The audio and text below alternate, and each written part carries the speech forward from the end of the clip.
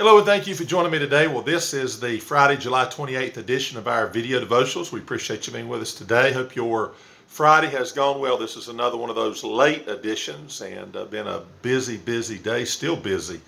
And so the first time anybody will get this video will probably be around 5 o'clock or so this afternoon. So if it's your custom to watch it, then it'll be one of those late ones, maybe after you get off work and sometime this evening, what have you. At any rate, we see another end of another work week, and we're just about to close out the month of July.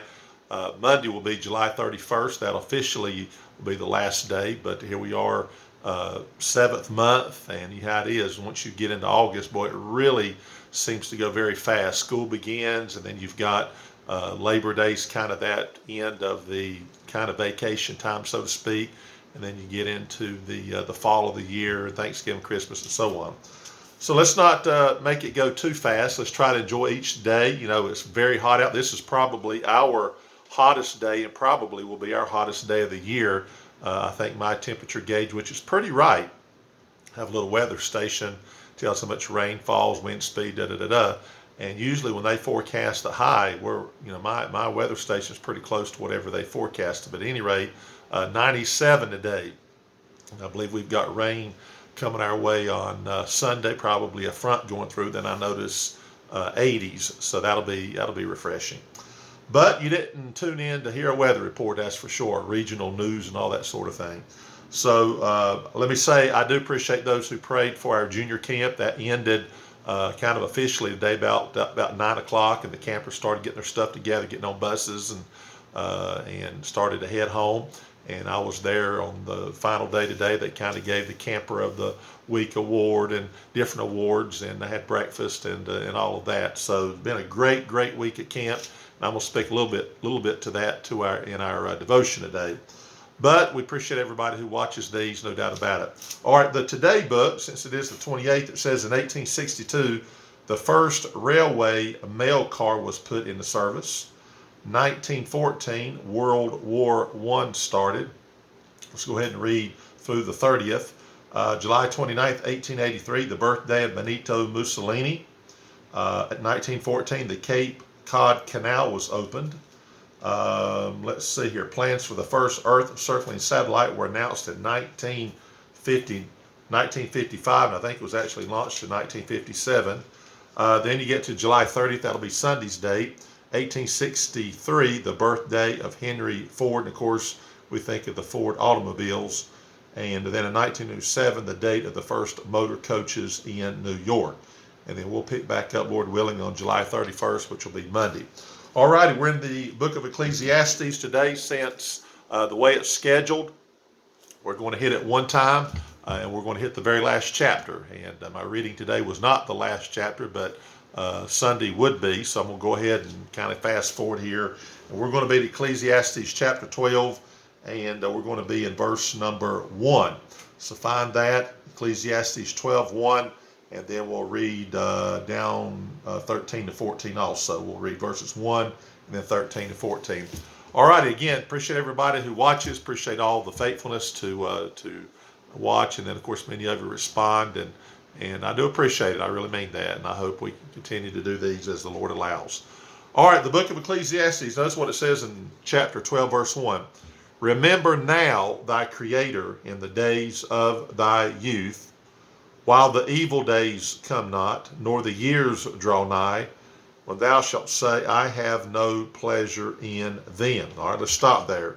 Remember now thy Creator in the days of thy youth, your youth. Now, what was youth defined as in this particular passage? Well, I'm not sure. Someone said once that youth was considered, from the New Testament standpoint, up till you was about 40 years of age. Of course, these days we think of youth, we think of teenagers, young adults, we'll say under 21. Maybe we would call that youth. At any rate, we definitely know you're talking early teenagers and even earlier. That's definitely youth. So let me just say this. This week I was helped participate in a junior camp. Junior camp consists of the ages that would be second grade through going into seventh grade. So you can figure on about 7 years of age up until about 13 about 13 years of age. We're going to talk about, we'll say from 7 to 13. So we're talking about a 6-year range. So basically 2nd grade through up going through 7th grade. All right, so that's young. Of course we do. All of us would consider that young. And I noticed that most of the things that I participated in happened to be around chapel time, and not necessarily the games. And of course, they had a great time. They had a wonderful pool there where the boys could swim at one time, the girls could swim at another. Different games, different things going on.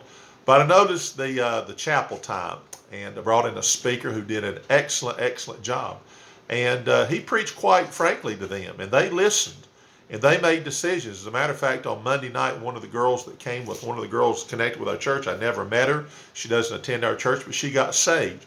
And what a wonderful event in her life, greatest event as far as the choice she would make besides being born.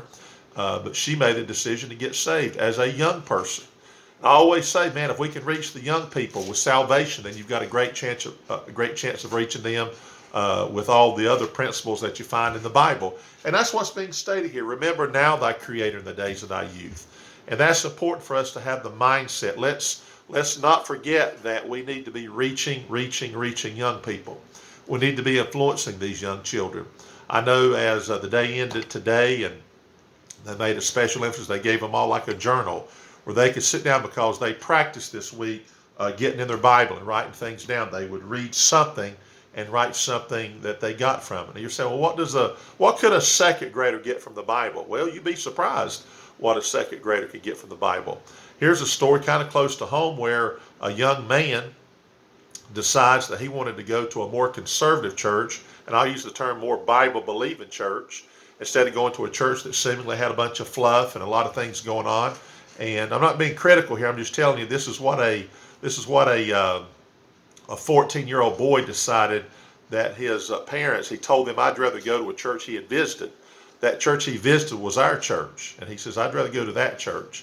This is a boy I can tell from just the way he acts, the way he responds. And he was at teen camp about a month earlier. And I was there, spent more time with him because he was by himself, no one from our church. And we're building up our youth, but he was there, and he was homesick, no doubt about it. I probably would have been at that age too, because I'd never really spent a lot of time away from home. But the point is, I could tell he was taking in the things of God, and he made a decision to surrender his life to the Lord. He made that public at our church. What I'm saying is, he as a young person is helping direct his own family, because he wants to be in a church where he believes God is more likely to speak to him through the preaching. And I think through the music that emphasizes the Bible itself. So we can say a lot about this. We're at the 8-minute mark, but I just want to say this. Let's not neglect reaching the young people. If you're at church, you have any avenue of working with young people, then take advantage of that. Help them. Certainly speak to them and encourage them and help them. If you have what's called like junior churches, certainly Sunday school, things like that, then you ask God to help you reach those young people. Because the truth is, there comes a point when people get a little bit older. And I believe these days is probably, less age than it was when I was a kid. When I was a kid, a lot of people, parents took their kids to church up through middle and late teenage years. And then, of course, when they decided to move out, then those kids either continued with church or they didn't once they got out of their mother and father's home. Now it seems like parents just cater to the kids, and the kids say, I don't want to go to church anymore, and they just don't. Or they say, we'll go somewhere different. But I'm glad it don't have to be the case where young people are just not moved by God. I believe they are moved by God, and I'm glad I saw the preaching and the emphasis and the decisions that were made, so these young people wouldn't, number one, ruin their life, and then number two, from the very positive side of it, go on to serve the Lord. So let's remember that. And as the writer here is writing, remember now thy Creator in the days of thy youth. That's important, that we help all the young people get as much influence in their life of God as we can. We're going to stop right there. Hope you have a great weekend, and Sunday we'll see you on Monday, Lord willing, and we're just going to keep moving through the Bible as we read it. And I pray that you have a safe and healthy and a wonderful weekend and Sunday and day to day. Thank you.